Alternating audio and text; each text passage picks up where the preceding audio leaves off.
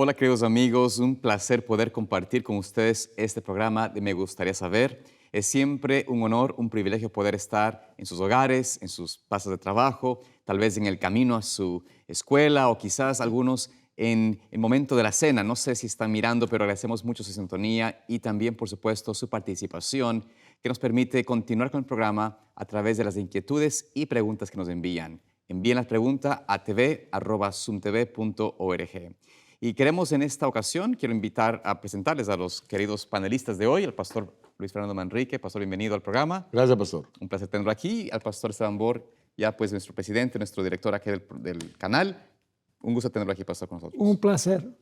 Es un placer estar con ustedes y vamos a dar inicio a esta importante sesión de preguntas. Pero antes de dar inicio, queremos pedir la dirección del Señor. Voy a pedir al pastor Luis Fernando Manrique que nos dirija en oración, por favor, pastor. Vamos a orar. Querido Padre que estás en los cielos, realmente estamos muy agradecidos contigo por la oportunidad de que este programa exista, Me Gustaría Saber.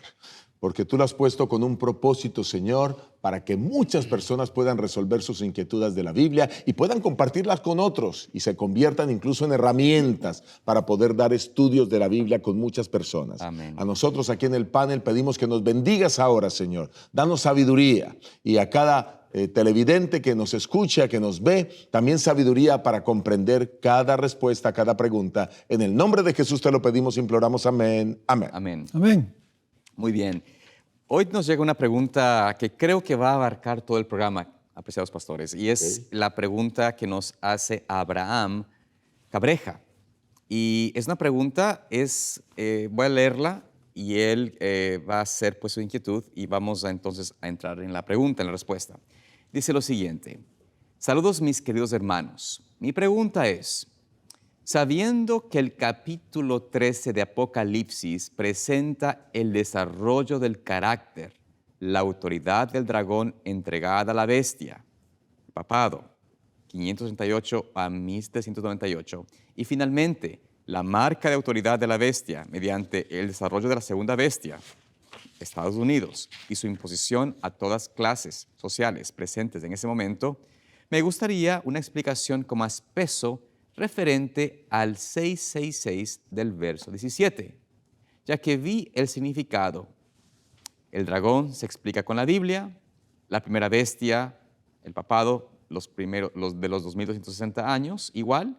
La segunda bestia, como habla como dragón, Estados Unidos igual. La imagen de la bestia, manifestación de la adoración del domingo mediante los poderes protestantes en América del Norte, de igual forma. Pero, ¿por qué como adventistas tenemos que asumir que el 666, que en el mismo capítulo dice que el número es el resultado del cálculo de su nombre, tenemos que creer que es el nombre, Vicarious Filii Dei, cuando ya todos los detalles enmarcados en el capítulo se explican con la Biblia e incluso en el capítulo 17 nos dice y detalla el nombre de la bestia en la frente de la mujer? Aún el Espíritu de Profecía, comentando Daniel y Apocalipsis de Urias Smith, no aborda el nombre de Vicarious Filii Dei, hasta donde lo he estudiado. Agradecería una explicación con más peso bíblico, ya que creo que este asunto del 666 es más abarcante de lo que nosotros creemos y es vital su comprensión en estos últimos días, cuando ya casi se están dando los decretos dominicales en Estados Unidos. Así que este apreciado amigo, Abraham, estudioso de la palabra de Dios, hace en cierto sentido una pregunta: ¿cómo podemos presentar el tema del 666 de una forma más bíblica, quizás, ya que los demás aspectos están bíblicamente edificados, pero el aspecto de este 666, usando Vicarious Filii Dei, en su inquietud, en su presentación, parece que carece de fundamentos bíblicos. Así que, pastor, ¿qué nos dice al respecto quizás? ¿Cómo podemos abordar esta interesante pregunta de Abraham? Bueno, en primer lugar, quiero hacer una recomendación, una lectura de un libro que yo escribí. Es un libro pequeño, 32 páginas. Solamente está en inglés, lamentablemente. Así que el que está viendo el programa necesita aprender inglés o necesitamos conseguir un traductor del panfleto. Se titula The Truth About the Number 666, la verdad en cuanto al número 666. Ahí trato todos los asuntos relacionados históricos, teológicos, bíblicos, sobre el significado de este nombre y por qué lo aplicamos a la bestia de Apocalipsis 13. Tal vez lo que deberíamos hacer es primero identificar a la bestia, porque es el número de la bestia.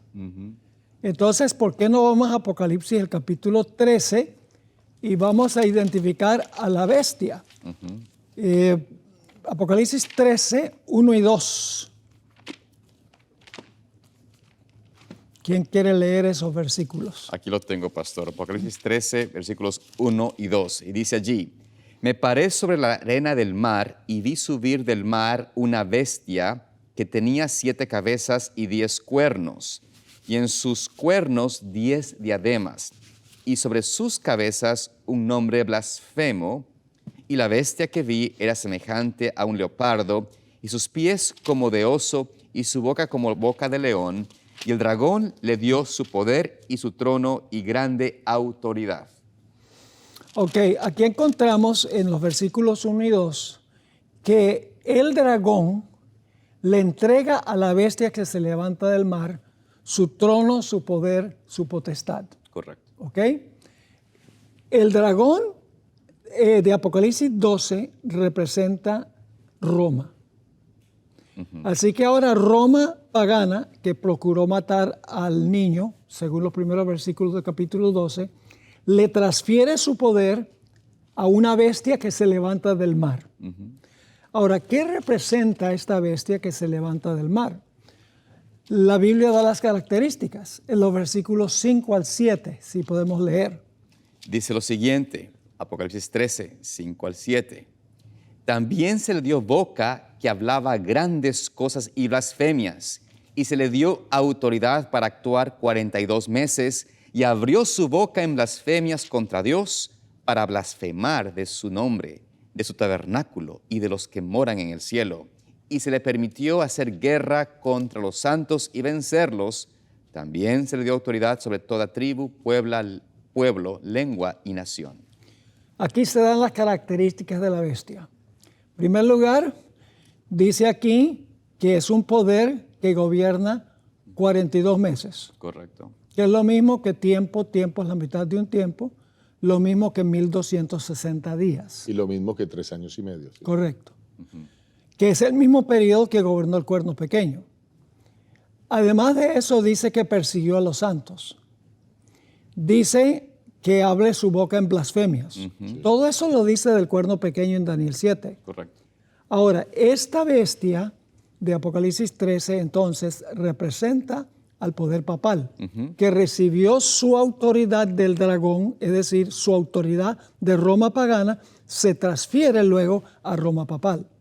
Así que habiendo identificado entonces a Roma papal como esta bestia, ahora podemos entonces determinar cuál es el número de esta bestia y cuál es el nombre de esta bestia.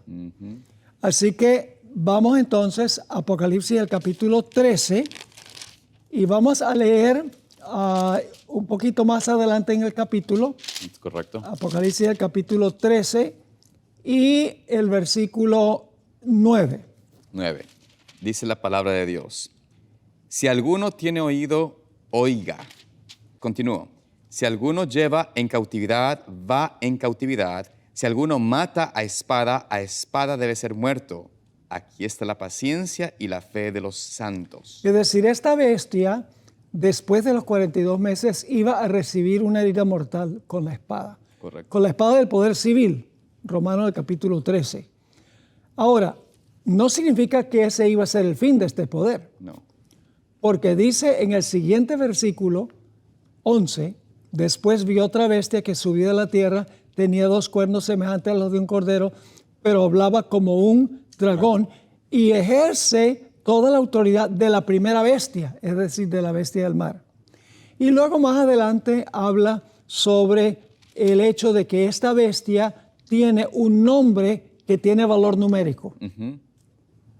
Es decir, el nombre, hay que buscar el nombre, en el nombre, valor numérico de cada letra del nombre. Ahora, ¿cómo hace uno eso? ¿Cómo consigue uno el valor numérico de cada letra en un nombre? Bueno, hay que determinar en primer lugar en cuál idioma vamos a buscar el valor numérico de las letras. Correcto. Claro. Ahora, ¿en cuál idioma esperaríamos conseguir el valor numérico de las letras del nombre? Tiene que ser El idioma el latín, de Roma. porque es el idioma de Roma, ¿verdad que sí? Claro. Entonces, hay que buscar un nombre en latín cuyo valor numérico de las letras del nombre da 666. Y tiene que ser un nombre blasfemo, porque Apocalipsis 13 y el versículo 1 y 2 dice que es un nombre blasfemo. Entonces, tenemos que buscar un nombre en latín y el valor de las letras del nombre da 666, que es un nombre blasfemo. Ahora surge la pregunta, ¿qué sistema en el mundo ha reclamado ese nombre cuyo valor numérico es 666? Tiene que ser en latín, porque es un poder romano, y el idioma latín era el idioma de Roma. Entonces, de aquí en adelante, dejo que ustedes amplíen este asunto y busquemos juntos el nombre. Bueno, hay una posición tradicional de hace mucho tiempo atrás, incluso desde prácticamente la época de la Reforma, donde al papado se le ha dado un nombre, o mejor, al papa se le ha dado un nombre, que es Vicarius Filii Dei. Y ese Vicarius Filii Dei, que es latín, pues simplemente es el nombre que ha identificado durante muchos años y aparece en muchos documentos como un nombre referido al Papa. También es bueno aclarar lo siguiente, no es el único nombre que se refiere a él. Hay más nombres, pero tenemos que buscar un nombre que sea común. Y ese nombre pues debe tener, por supuesto, una connotación numérica. Y tiene que ser blasfemo. Y tiene que ser blasfemo. Entonces, el nombre Vicarius Filii Dei, o Vicario del Hijo de Dios, creemos que es un nombre blasfemo porque está hablando de ocupar el lugar de Cristo, ocupar el lugar de Dios.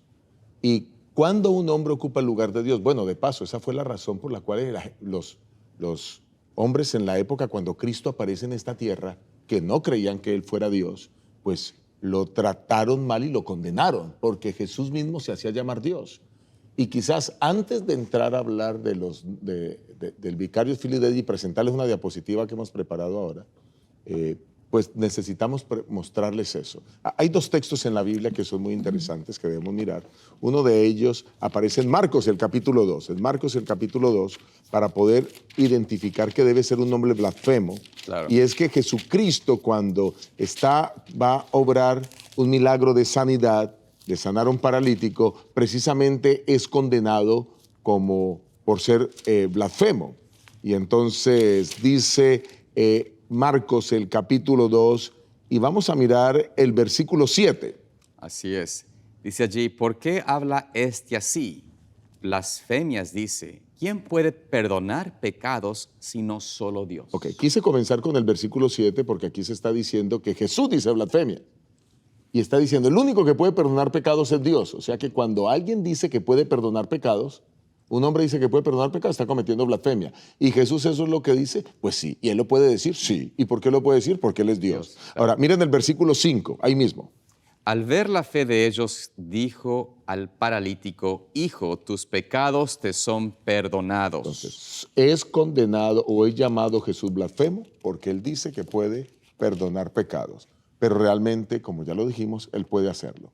Así que si encontramos un poder en la tierra que diga que pueda perdonar pecados, quiere decir que ese poder es un poder blasfemo. Ya sabemos que es un poder espiritual, pero hay una segunda cosa que la Biblia presenta como blasfemia, y aparece en el Evangelio según el apóstol San Juan, el capítulo 10.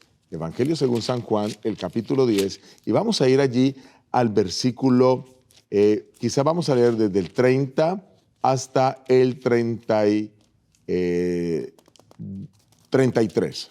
desde el 30 al 33. ¿Qué dice Jesús? Adelante. Dice ahí, yo y el Padre uno somos. Entonces los judíos volvieron a tomar piedras para apedrearle. Jesús le respondió, muchas buenas obras os he mostrado a mi Padre. ¿Por cuál de ellas me apedreéis? Le respondieron los judíos diciendo, por buena obra no te apedreamos, sino por la blasfemia, porque tú, siendo hombre, te haces Dios. Muy bien, eso quiere decir que hay otra segunda causa por la que están llamando a Jesús blasfemo. Sí. La primera ya la vimos en Marcos 2, por perdonar pecados. Pero aquí, porque Él se está haciendo Dios, está ocupando el lugar de Dios en la tierra. La pregunta es, ¿Jesús podía ocupar el lugar de Dios en la tierra? Pues por supuesto, porque Él es Dios. Y Él se está presentando aquí como Dios y dice, el Padre y yo somos uno. Entonces, hay un poder en la tierra que debe hacer estas dos cosas blasfemas. Número uno, decir que puede perdonar pecados. Número dos, decir que ocupa el lugar de Dios en la tierra. Y ahí los dejo para que sigamos ahora con el tema de Vicarius Filii Dei, porque ese poder, precisamente, pues es el papado. En realidad, el nombre Vicarius Filii Dei, que significa vicario del Hijo de Dios. Un vicario es uno que representa a otro o toma el lugar de otro. Es equivalente en el griego a la palabra anticristos, anticristo. Que es en contra de o en lugar de. Generalmente pensamos de la palabra anticristo como uno que está opuesto a Cristo. Pero en realidad hay más que eso. Y es que está contrario a Cristo porque pretende tomar el lugar de Cristo. Así que la palabra anticristo significa uno que dice que ocupa el lugar de Cristo. Así que ese nombre, que es blasfemo, es de un personaje que es número de hombre, ¿verdad? Que profesa tener poder para perdonar los pecados, que profesa ocupar el lugar de Cristo en la tierra, iría un punto más allá, y que profesa haber cambiado la ley de Dios. Solo Dios podría cambiar su ley, no que la vaya a cambiar, pero si la fuera a cambiar, solo Dios podría hacerlo. Así que si este sistema dice que ha cambiado la ley de Dios, es porque dice que tiene el poder y las prerrogativas de Dios. Así que el nombre Vicarius Filii Dei le cabe perfectamente. Es un nombre blasfemo.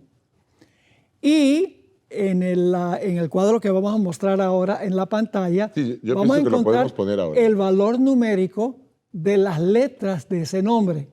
En latín. ¿Por qué en latín?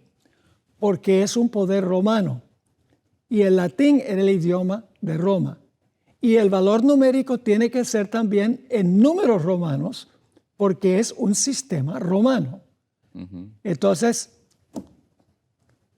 ¿cuál es el valor numérico de las letras Vicarius Filii Dei? Vamos a mirarlo. Voy a pedirle a nuestro equipo que lo ponga en pantalla, por favor. Ponnos la diapositiva en pantalla.